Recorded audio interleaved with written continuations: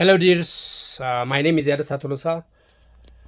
I've already begun presenting educational videos on competency-based learning. This is part two. That means prior to this, I've already presented the same issues. Of course, this is a part one. That means the continuation of the first one. We call this video 102 or video 102nd. Now let me go to presenting the contents that I've prepared for you in this video. Well, we have begun that regarding about the requirements of competence-based learning. In the first video, I have learned about what competency-based learning mean, and also some of the requirements. Another requirements are what I'm going to present for you hereafter. One of those requirements in order to implement CBL is getting or having a small class size. What does small class size means? For instance, the class size that can contain or accommodate about 25 students. So this is a very important part. In order to implement competence-based learning, another requirement is it requires field trip, practical and in-company training. Field trip means a kind of visit, the privilege to visit. The teaching should not be only confined into the class.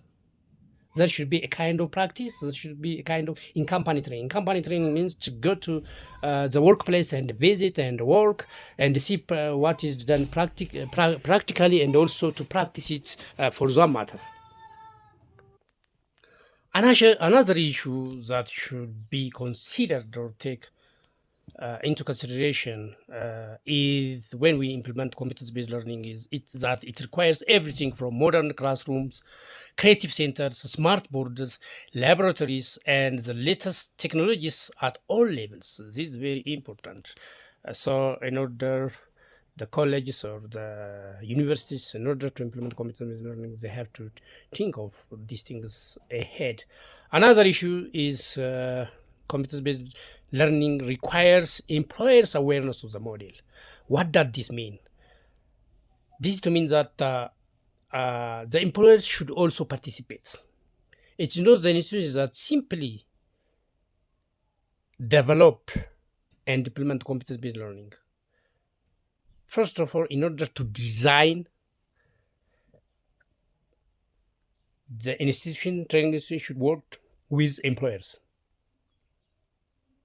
This is because when you talk about competency-based, we are talking about practicing, we are talking about in placing, we are about to talk about acquiring knowledge, skills, and attitudes that help the learners to perform required work, to perform successfully in the workplace.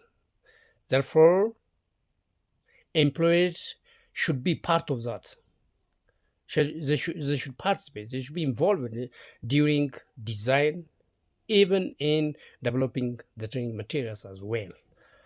Well, another requirement is CPL requires educators and teachers who are well equipped to implement competence-based curriculum and thus who were a product of it by themselves. Yeah. What does this mean? It could be seen simply what we experience or what we see is that in many educational institutions, including universities, those who have no know-how, those who have no do-how, are seen participating in designing and developing CBL, competence-based learning. That is a big problem. That's why most countries, especially in developing countries, the educational system fails from time to time. The reason for failure for educational system from time to time is one. There are many reasons. One of those major reasons is participating the non-adept or non-experienced people, especially in designing and developing. especially in making policies. Making policy, when you say educational policies and strategies, most of in developing countries, I can witness that, are prepared for those less effective people. So, in order to implement specifically all type of educational systems, whether it's traditional, conventional, whatsoever we call it, live alone or let alone competence-based learning, those experienced and professionals should participate. That's what it is. This part talks about, or these slides telling us. Okay, having this is another requirement is competence based requires skipping learning modules entirely if the learner can demonstrate they already have mastery. That can be done either through prior learning assessment or formative testing. What does this mean?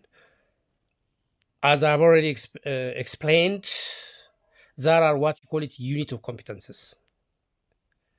In one course, for instance, let me show you, for instance, in course which is named entrepreneurship, there are about 6 units of competences, such as unit of competence number 1 is read as getting aware of entrepreneurial competencies. Unit number 2, developing entrepreneurial competencies. Unit number 3, utilizing conditions of business environment. Unit number 4, developing entrepreneurial strategies. There are about 6 units of competences. So, 1, if he or she passes, for instance, unit number 1, getting aware of entrepreneurial competencies, he should not stay there. He should not stay there by waiting others to cope with him. He or she can pass to the next unit of competence. That's what it tells us about. So if one is assured that he has mastery in one unit of competence, he can move forward. But he has to be assessed. He has to be certified by assessor that he or she has completed and he or she is competent enough to perform all the tasks that are expected to perform by him in that specific unit of competences. When you say prior learning, there is some terms that I can see. Prior learning means something you learn earlier. It might be informally, it might be formally, it might be non-formally. So if one explains or claims that he is competent enough in one unit of competence, he can be assessed. And if he pass or fail, we can't say pass or fail actually, if he's competent enough in that specific competence, he or she can pass to the next stage. That's what it talks about, or what it is telling us. Another issue is competence-based learning focus more on participatory group discussion and demonstration methods that are lecture methods. Yeah, it should be interactive. It should not be a kind of teacher and student interaction. It is a kind of the NCPL. It is not, the teacher should not necessarily tell all things for the students. The students should learn by themselves. There is what you call it interactive learning. What you call it a kind of active learning should be exercised there. There should be a kind of group discussion. There should be a kind of demonstration. There should be a kind of practicing till one, as a learner, become competent enough in that specific unit of competences. Another issue is that CBL requires mastery of every individual learning outcome. That means competency in non-learning methods that use summative testing. Yeah, it is those learning methods that counts. It is the mastery of every individual learning outcome that matters. That is what is very important. Another issue is that CBL, competency-based learning, requires clearly defined competency standards and measurable learning objectives against which learners' performance is measured or assessed. Yeah, this is very important. When we talk about competency-based learning, there should be standard. First of all, standards should be developed. Who is going to develop that standard? The employers. if it's competency-based learning, or the industry. Of course, for that matter, when we talk about competency learning in academia, it means in universities, the universities can develop for that matter. But the university should develop competency learning curriculum or whatsoever based on the training assessment, based on the labor market assessment results. So in my videos, you can refer to one of my videos, how competence-based or competency standard, occupational standard are developed for that matter. Who is going to develop it? How is developed? What are the issues that are taken into consideration and the like? So I would like you to, I invite you to refer to my one of my YouTube's, 1, 2, or 3 of my YouTube videos regarding on these issues. Another issue when we talk about competence-based learning is about assessment or measurement for that matter, no problem. Measurement. The measurement tool or the assessment tools are developed not from the curriculum, the training materials, but from the occupation, from the competency standards.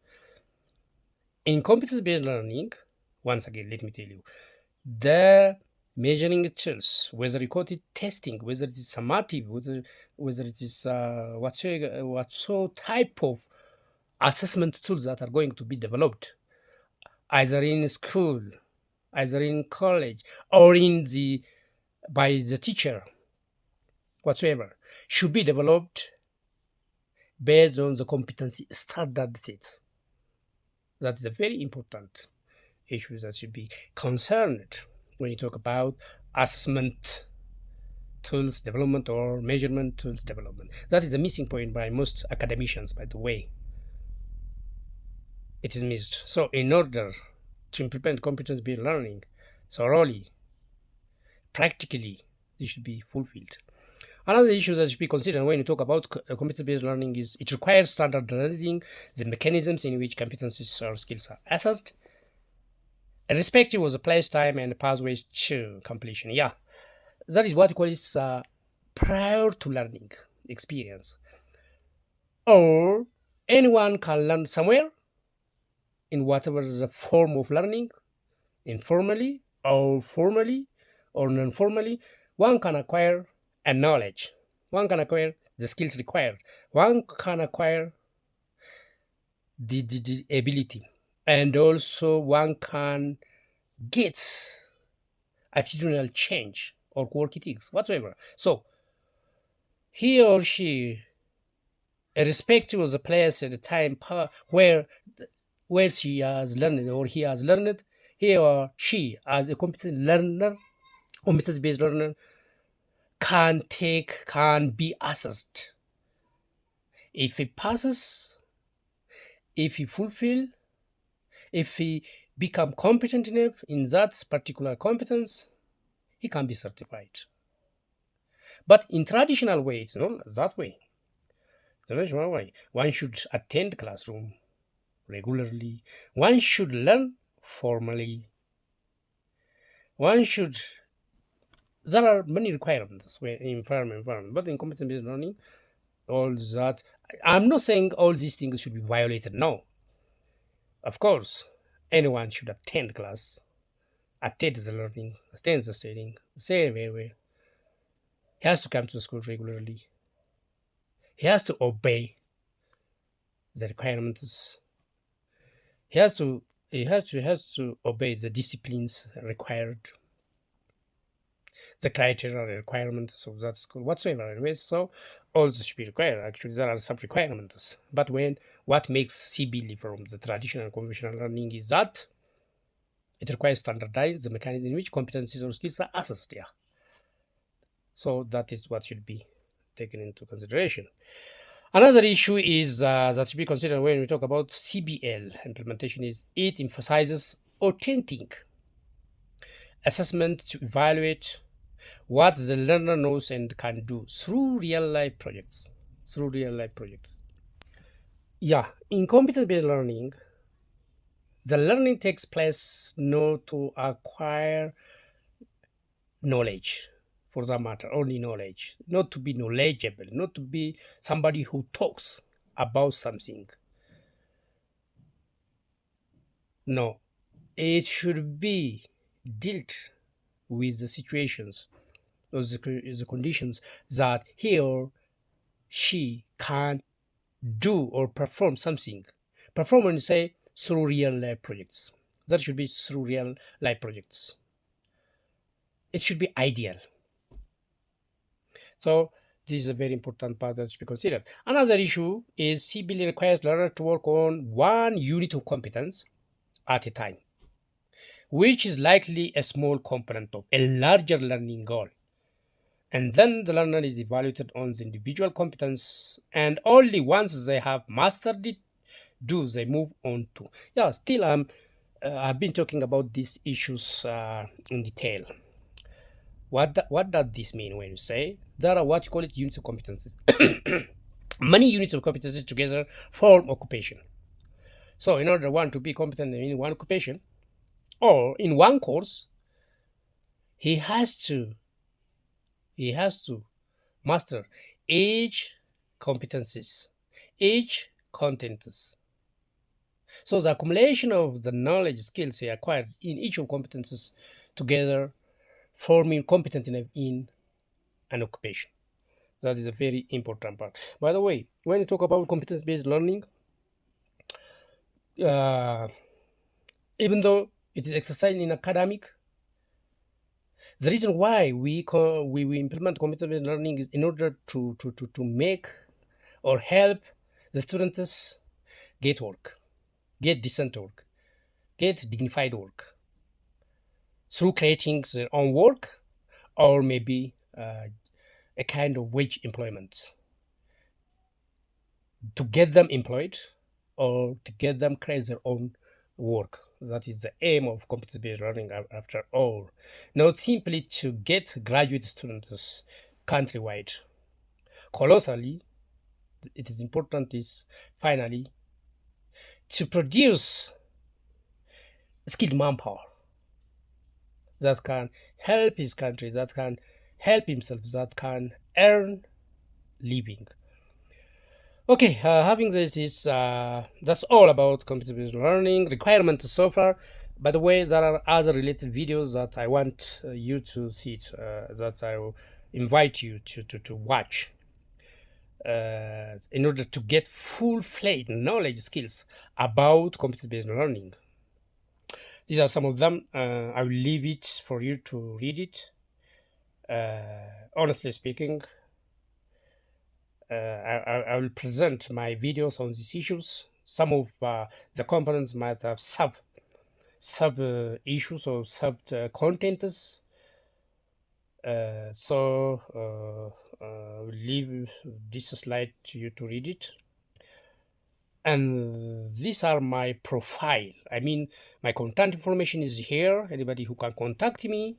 And also, I've also included my professional skills that I have so far. As you can see, my professional skills is versatile, not only academic, in academic, my academic background, but also my regarding my experience is versatile. So I want you to know, if you want to know about me, you can refer or you can read and get insight about me. Thank you very much. 103 video. That means video number 103 will come soon. Till then, I will say bye bye. Before I say bye bye, I would like you to subscribe, those who didn't do so far, and also like to share this video and others for others so that others can get it. And thank you for your stay with me.